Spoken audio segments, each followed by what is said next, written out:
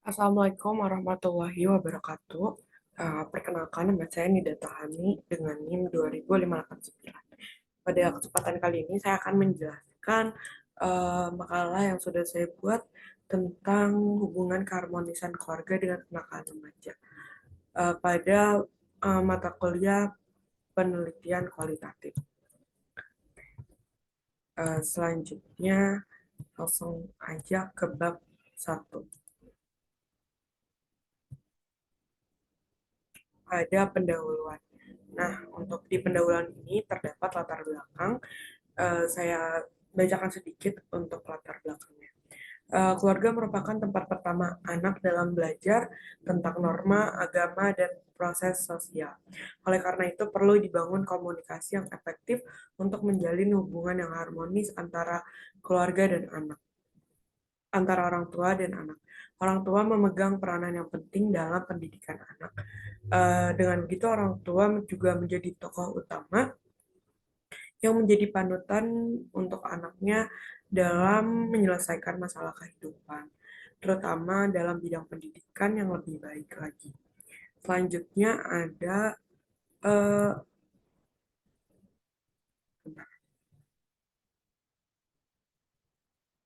selanjutnya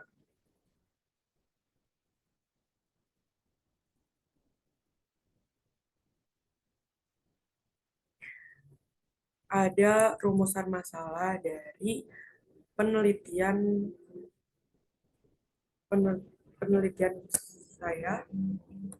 Nah, rumusan masalahnya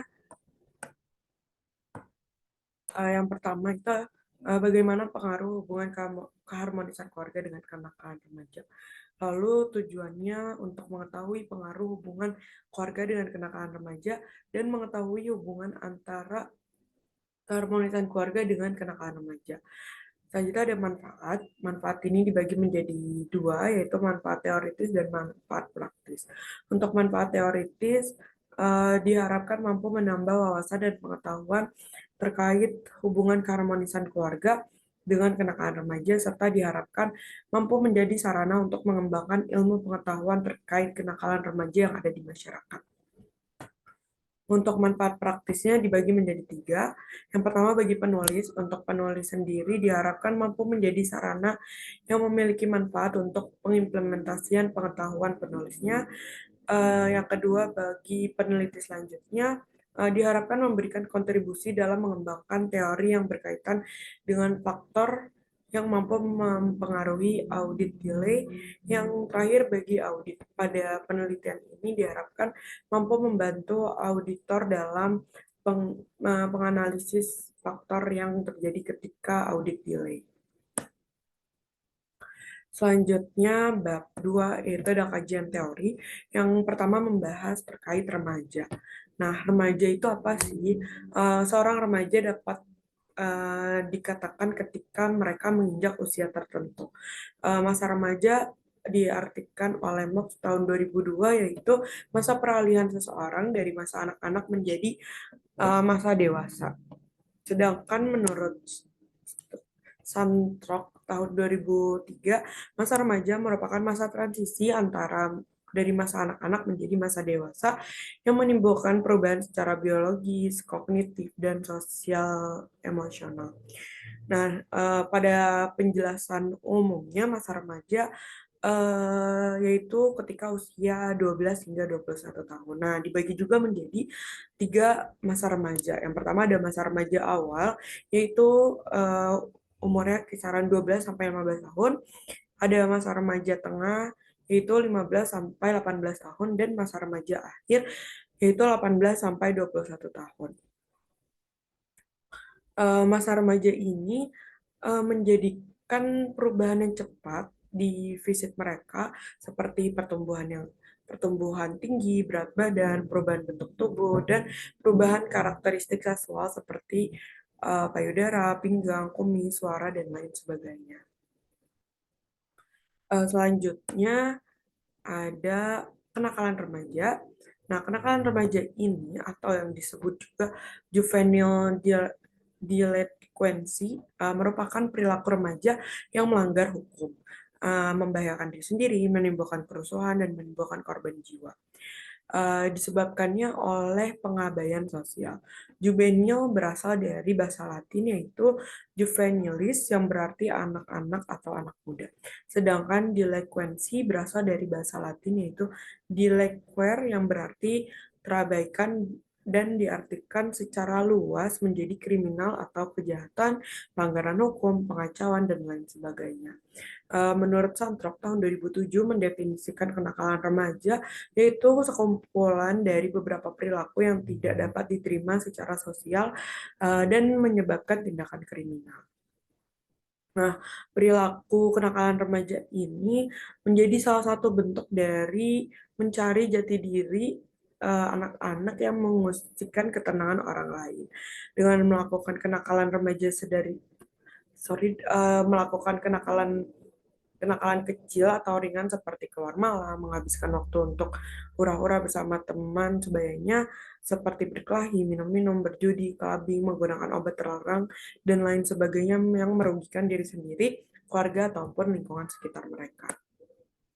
Nah, terdapat beberapa faktor terjadinya kenakalan remaja ini dapat dikelompokkan menjadi dua, yaitu faktor internal dan eksternal. Untuk faktor internalnya sendiri, yaitu krisis identitas, kontrol diri yang lemah.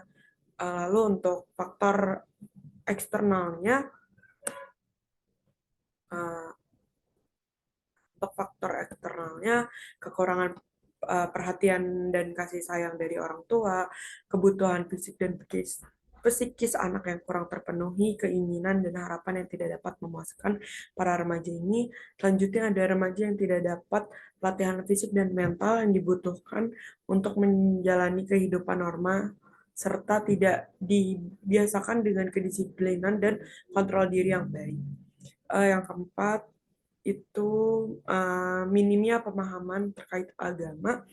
Yang kelima, pengaruh lingkungan sekitar, dan yang terakhir tempat pendidikan atau sekolahnya. Nah, yang terakhir ini ada keharmonisan keluarga. Keharmonisan keluarga sendiri diartikan sebagai unit kecil dalam kehidupan sosial yang sangat besar pengaruhnya dalam bentuk pertahanan seseorang terhadap serangan penyakit sosial sejak dini. Orang tua yang sibuk dalam kegiatannya juga berpengaruh dalam perkembangan anak-anaknya yang awal merupakan menjadi awal yang rapuh dalam pertahanan terhadap serangan penyakit sosial. Ciri utama dari sebuah keluarga yaitu memiliki fungsi utama dari keluarga dapat dipisahkan satu sama lain. Fungsi tersebut menjadi antara lain kelahiran, pemeliharaan fisik anggota keluarga, penempatan anak dalam masyarakat, dan kontrol sosial. Nah, keharmonisan keluarga diartikan secara terminologi berasal dari kata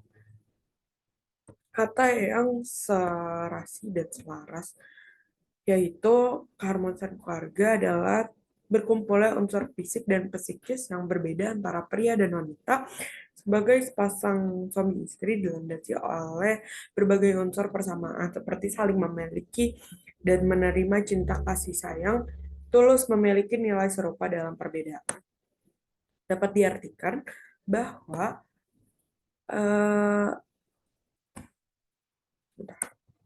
diartikan bahwa kesimpulan dari keharmonisan keluarga ini yaitu keadaan keluarga di mana mereka memiliki waktu bersama, saling menghargai, dan adanya komunikasi yang baik. Selanjutnya kita beralih ke bab 3, yaitu metode penelitian. Nah, desain penelitian yang digunakan pada penelitian kali ini yaitu penelitian kualitatif yang menggunakan sampel populasi dan angka untuk menggambarkan kecenderungan, perilaku, dan opini populasi secara kualitatif. Lalu yang kedua partisipannya. Untuk partisipannya sendiri yaitu teman-teman pendidikan masyarakat angkatan 2021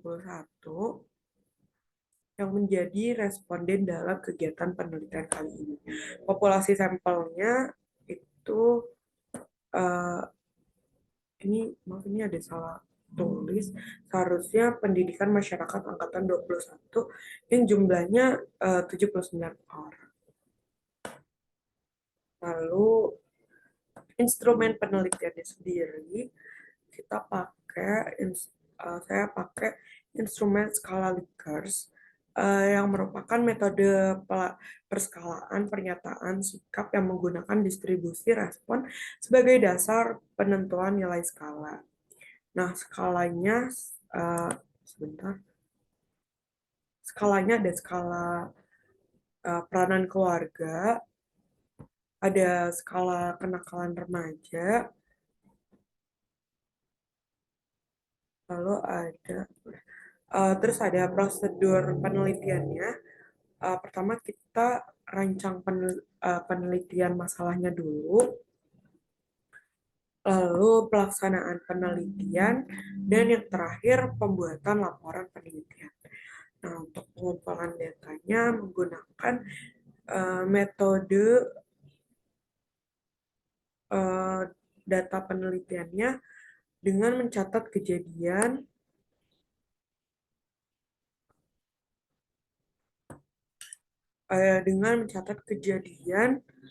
uh, keterangan dan karakteristik sebagai elemen populasi yang menunjang dan mendukung penelitian kali ini. Metodenya deskriptif dengan pendekatan kualitatif. Lalu ada keabsahan data. Keabsahan data ini digunakan untuk membuktikan bahwa penelitian dilakukan secara benar. Dan penelitian ini dikatakan sebagai penelitian ilmiah untuk menguji data yang dapat diuji keabsahannya. Mungkin itu aja dari saya. Kurang lebihnya mohon maaf. Wassalamualaikum warahmatullahi wabarakatuh.